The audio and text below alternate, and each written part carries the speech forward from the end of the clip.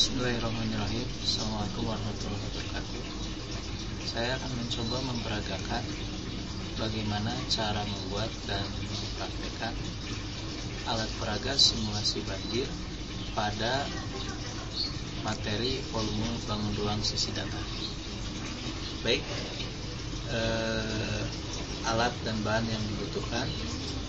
Yang pertama, dus bekas susu UHT yang terdiri dari dua ukuran, 250 ml dan 1000 ml. Ini sebagai representasi dari sungai yang ada di masyarakat.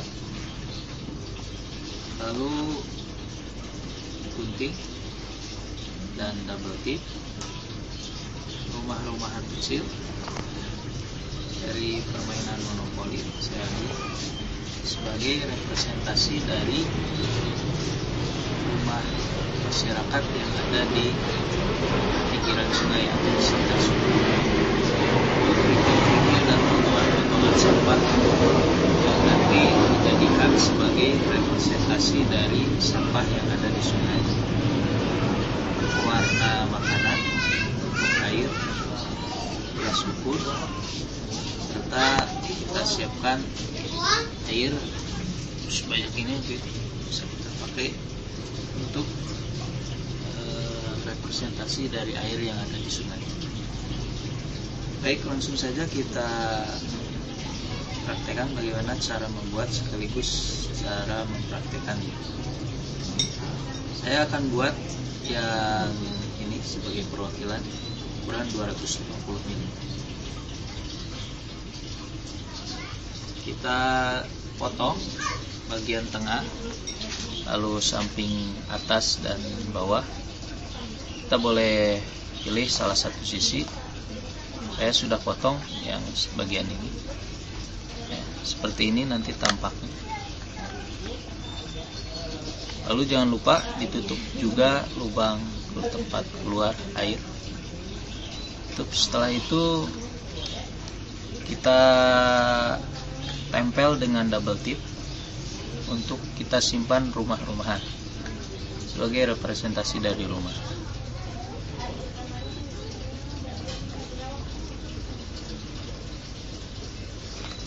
Oke, kita lipat ini untuk supaya dapat kita lihat seberapa besar air yang nanti meluap dari sungai. Kita boleh tempelkan pinggir-pinggir ini biar lebih terlihat bagaimana air itu, jumlah air yang meluap di sungai tersebut.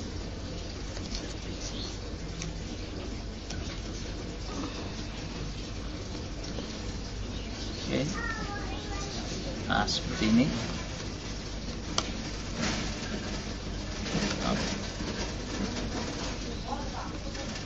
Kita buka double tipnya.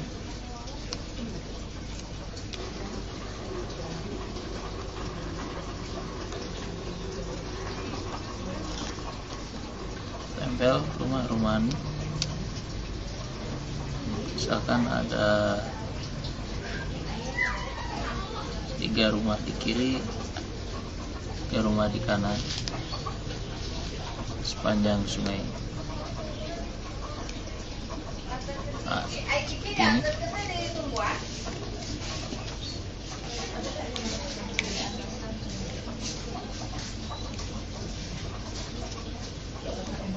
bawahnya kasih batu.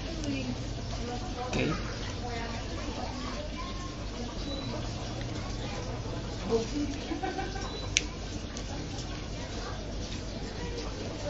Nah, seperti ini. Baik, selanjutnya kita coba praktekkan bagaimana atau simulasi terjadinya banjir. Misalkan air yang normal ada di sungai tersebut, misal sebanyak kita ambil 100 ml.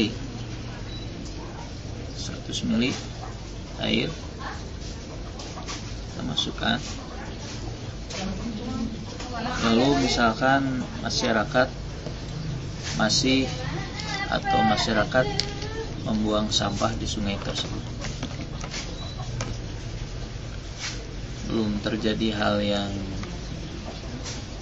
berarti, namun saat terjadi penambahan air sungai, misal terjadi hujan yang sangat lebat, akan dimungkinkan terjadinya penambahan air sungai yang cukup signifikan. Misal kita tambahkan air sungai sebanyak 150 ml. Kita coba tambahkan sesuai dengan kapasitas maksimal dari dus ini adalah 250 ml. Sebelum kita tambahkan, kita tanyakan pada siswa apa yang terjadi saat sungai tersebut kita masukkan air sebanyak 100 ml atau total dengan tadi yang sudah dimasukkan adalah 250 ml totalnya. Tentu akan mudah terjawab oleh siswa bahwa air tersebut akan meluap atau sungai tidak bisa menampung air tersebut. Kita praktekkan dengan peragaan.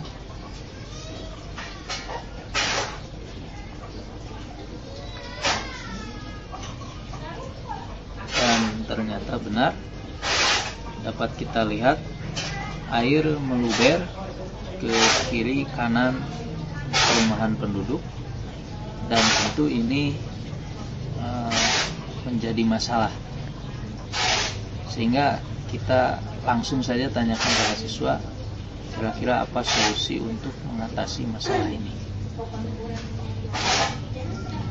Jawaban yang mungkin muncul dari siswa itu sungainya diperlebar, sungainya diperdalam, ukurannya lebih besar. Itu yang mungkin muncul dari siswa. Atau mungkin ada yang lebih baik, yaitu dengan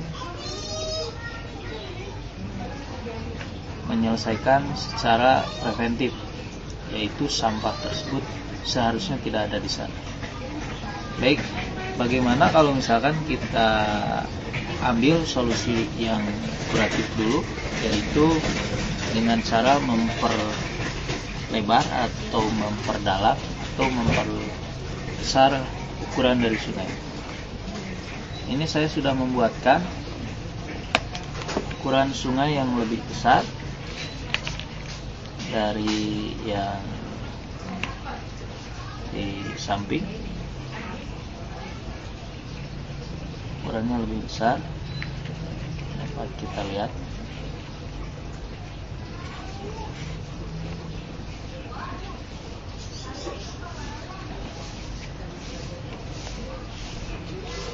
Oke. Nah, ini. Lalu kita coba masukkan kembali air sebanyak 250 ml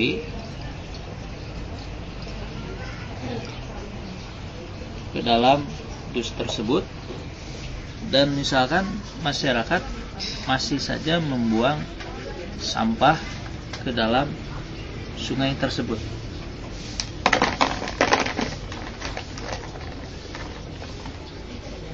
Kita lihat, tentu air dengan mudah dapat tertampung di dalam sungai tersebut. Di lain pihak, dengan kondisi ini dimungkinkan masyarakat masih tetap membuang sampah ke sungai, misal karena mungkin belum ada kesadaran. Nah, coba lihat.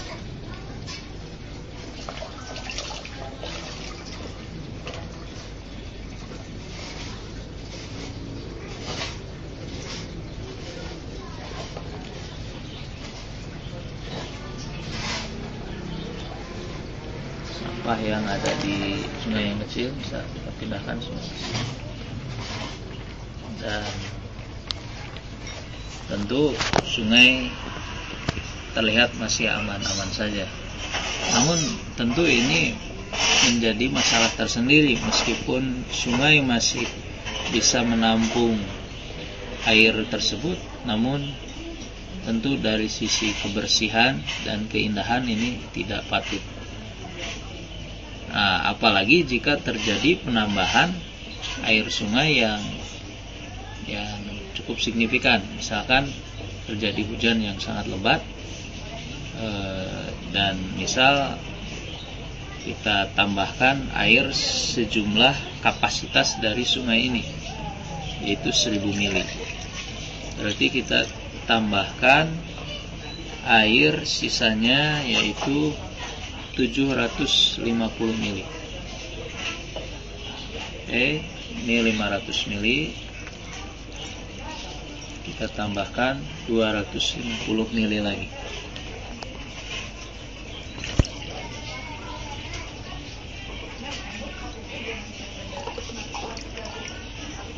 Oke, sebelum kita tambahkan total 1000 mili, kita tanyakan lagi pada siswa apa yang akan terjadi. Dengan mudah siswa pasti akan menjawab, sungai tidak bisa menampung air tersebut, akan membanjiri perumahan di samping kiri dan kanan dari sungai tersebut. Kita buktikan dengan peragaan.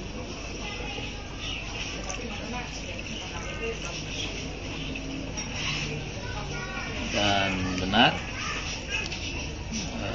sungai itu meluber ke kiri kanan, tidak sempurna karena mungkin ini ke sebelah kiri lebih condong. Namun pada dasarnya sungai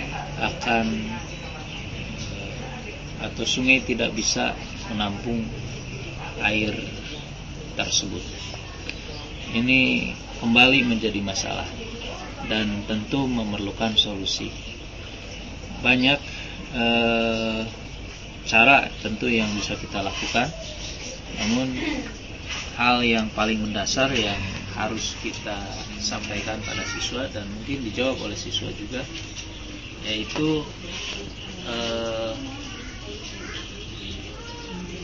hal inti dari permasalahan ini adalah permasalahan sampah yang ada di sungai tersebut.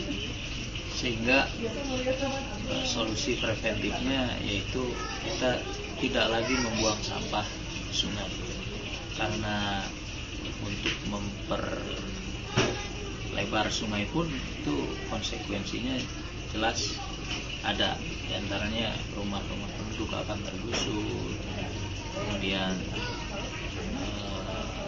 tentu mengakibatkan bisa konflik sosial. Dan tentu saat sampah tetap masih ada di sungai, tadi aspek kebersihan dan keindahan itu di sungai tersebut tidak akan ada. Keberlangsungan sungai sebagai jantung kehidupan di masyarakat yang membutuhkannya itu sangat terancam. Itu yang bisa kita tanamkan pada siswa, bahwa volume dari air yang bisa ditampung sebenarnya dengan desain yang sudah diatur oleh para ahli seharusnya sudah mencukupi. Ini tidak mencukupi karena kan adanya sampah. Baik, selanjutnya tentu kita pun harus menanamkan atau harus mengajarkan tentang subjek pokok dari materi ini, yaitu volume kebutuhan. Kita ambil dulu ini sampahnya yang ada di sini.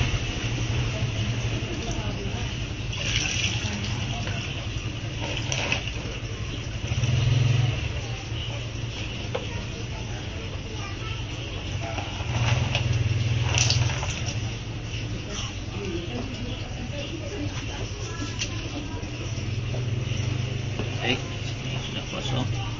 Kita isi kembali dengan air. Yang pertama, yang kecil, kita isi dengan air sejumlah 250 mili. Kita lihat 250 mili. Lalu kita coba lihat. Ini akan dengan sangat mudah tertampung pas oleh wadah ini, oleh dus ini. Yang kedua, kita masukkan sejumlah 500 mili. Oke. Tambah 500 lagi, total 1000 mili.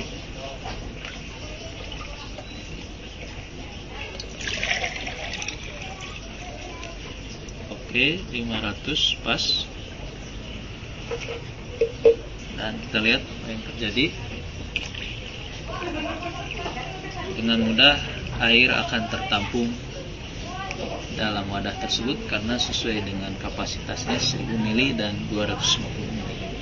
Selanjutnya siswa diminta untuk menghitung atau mengukur ukuran dari panjang, lebar, serta tinggi dari dus 1000 mili, juga ukuran panjang, lebar, serta tinggi dari dus ukuran 250 mili. Selanjutnya diminta untuk membuat hubungan antara volume dari dus ini dengan tabel yang bisa dibuat oleh siswa sendiri. Contohnya seperti ini contoh saja.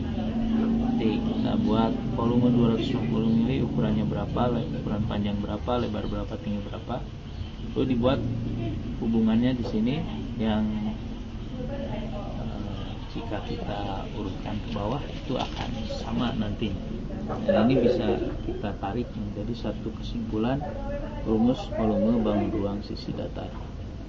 Nah, dengan begitu siswa mengkonstruksi pemahamannya secara mandiri dengan bantuan atau dengan scaffolding berupa alat peraga. Kesimpulannya, yang pertama, nilai-nilai yang bisa kita tanamkan selain konsep dari volume bangun ruang sisi datar yang dikonstruksi sendiri oleh siswa. Yang kedua, siswa akan lebih tertanam di dalam dirinya, yaitu karakter mencintai lingkungan, khususnya kebersihan sungai di sekitarnya. Dan ini berdampak kepada keberlangsungan sungai untuk generasi mendatang sesuai dengan yang dicanangkan oleh pemerintah, yaitu pembangunan atau pendidikan pembangunan berkelanjutan. Itu saja presentasi dari saya. Mohon maaf jika ada kekurangan. Terima kasih atas perhatiannya. Assalamualaikum warahmatullahi wabarakatuh.